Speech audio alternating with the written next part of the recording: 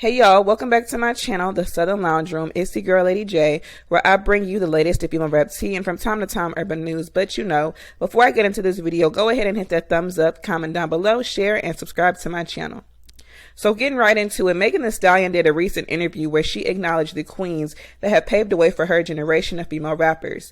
Now, specifically, the question that was asked was, do you think rap is finally at a point where it can fully embrace women? And this is what Megan had to say.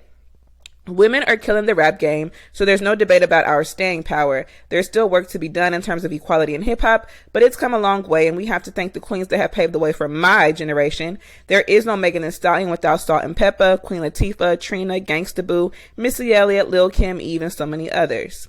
Now, let me just say this. In no way am I disregarding these women that she named. They have made their own individual contributions to hip-hop in general, and even more so female rap. But most of these women were rapping in the early and late 90s or early 2000s. Megan was born in 95, and I was born in 97, and I can tell you, I damn sure wasn't listening to none of these women other than probably Trina and Missy from time to time. And nobody I grew up with was listening to these women either, and I've been into female rap. So what's crazy is a lot of these women are still active in music and have been for a while, yet you weren't on their Instagram lives and up under their comments drunkenly begging for a collaboration.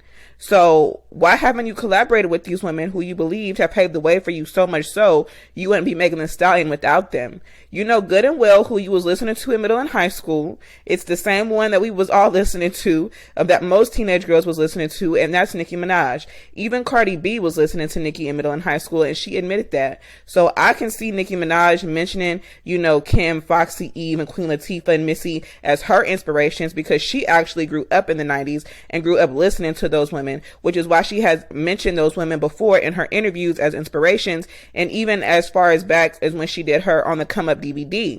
She's always shouted those women out, especially Foxy and Kim. But you grew up in the 2010s era, and you was primarily listening to Nicki. So for you to leave her name out for the woman who paved the way for your generation kind of seems intentional because Nicki was for your generation. You just ain't want to say her name. Because truth be told, after that Nicki Minaj collab, you gained a lot of fans and it put more eyes on you and opened the door for many other big collaborations for you. Nicki is the one who co-signed you, and she has been running the rap game, especially the female rap game, the past 13 years, which is your whole childhood. So I find it rather interesting. Megan just so happened to not mention Nicki, just like she just so happens to skip Nicki's verse when she plays her, or when she performs Hot Girl Summer. Because even though she begged Nicki Minaj for a collaboration and kissed her ass until she got it, this the same girl who made a whole post about Nicki Minaj following her back. Kim and other women followed you back, but did you make a post about them? No, because it wasn't as big of a deal for you as Nicki Minaj following you. Because Nicki is the one who you grew up on, and Nicki is the one who you really looked up to, okay? Be honest. Because you have yet to collab with Trina, Eve, Foxy, Kim, or Queen. If someone is who you looked up to, then you obviously collaborate with them. Just like Nicki collabed with Kim, with Trina, with Foxy, and she put Foxy on her latest album because she meant what she said about them being her inspirations. Not to mention, a lot of these women still do music. Like Kim and Trina, they can use a Megan Thee Stallion collab because they're still trying to make albums. And Doja Cat just collaborated with Eve for her Planet Her album. But of course, you can let me know your thoughts on that below. Now, the next topic I want to get into is the hypocrite Remy Ma. So Remy Ma did an interview where she was asked about how important it was for female rappers to write their own lyrics. And Remy Ma had the nerve to say that it's not important. You mean to tell me you tried to diss Nicki Minaj back in 2017 by claiming to be the queen of rap, you can't have a ghostwriter? Not that Nicki does have a ghostwriter, but you said to be the queen of rap that you can't have a ghostwriter. But it's not important to write your raps now. Okay.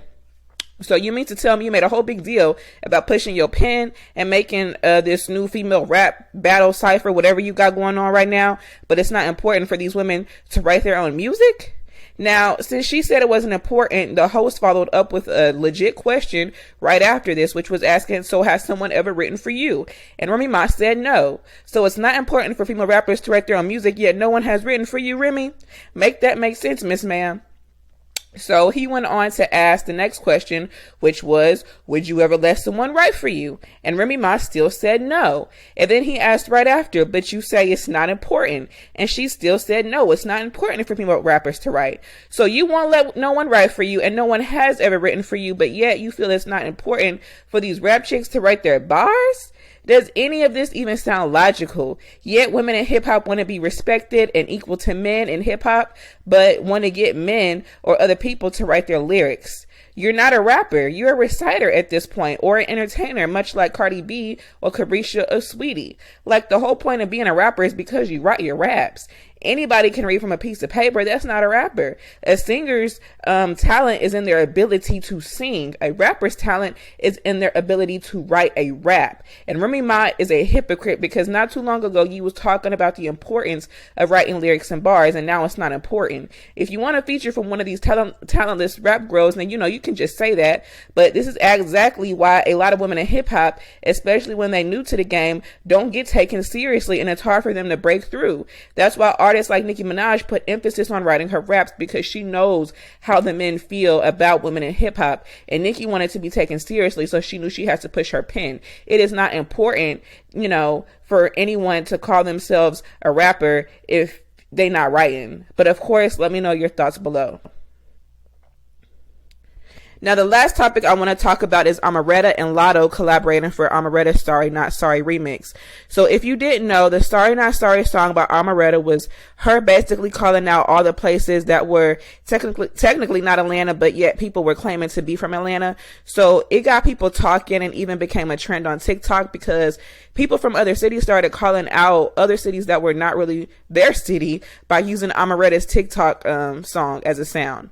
So it was a great marketing move, I must say. And, at first people thought Omeretta was coming for Latto, because one of the places Omeretta mentioned in the song was Clayco. And she said Clayco is not Atlanta. And of course, Latto reps Clayco in the South, and, as being Atlanta hard. Now, even though Latto was born in Columbus, Ohio, she has been living in Clayco since she was about 2. However, Clayco is technically not Atlanta. It's a surrounding city. So I did think people were kind of reaching when they said Omeretta was shading Latto, because it's not like Omeretta only mentioned Clayco. She mentioned a lot of places that were technically not Atlanta. And a lot of these rappers who claim ATL are from those places.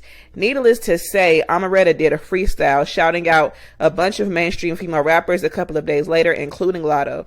And you fast forward today, and Latto and Omeretta then teamed up for a remix to Sorry Not Sorry. And let me just say, they ate. It's definitely fire. I love to hear two talented female rappers eat on one track. So they're not talking about their ass or their assets or using men, but just spitting bars. So I'm glad Omeretta is starting to finally get noticed more and more. And I can say this song was a good marketing move that also showed her talent ability, and getting a hot female rapper on the song that is currently climbing on Billboard right now on her song is going to benefit Omeretta in the long run, and she deserves it.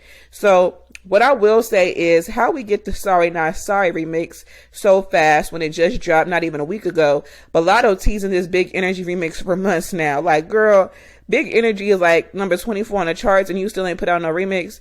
You better come on with it, because I ain't gonna lie, even though I find Latto very talented, radio is the one that's carrying this song, because I don't really be hearing nobody listen to it, and I know I damn sure don't, because it's just not my favorite Latto song, but I'm sure her white audience is eating it up. Also, it looks like Latto will be dropping her album pretty soon. As she said today, it's time for her rollout. Okay, so like I said before, Latto is slowly but surely making her way to be one of the mainstream rap girls. So let me know your thoughts on that and what you think of the Sorry Not Sorry remix. So remember to keep it cute in my comments. This is my commentary, my opinion. You can let me know yours below. Don't forget to hit that thumbs up and subscribe to this channel, and lounge with your girl on Instagram and Twitter at Lady J Lounge Room. I will see you in the next video, fam.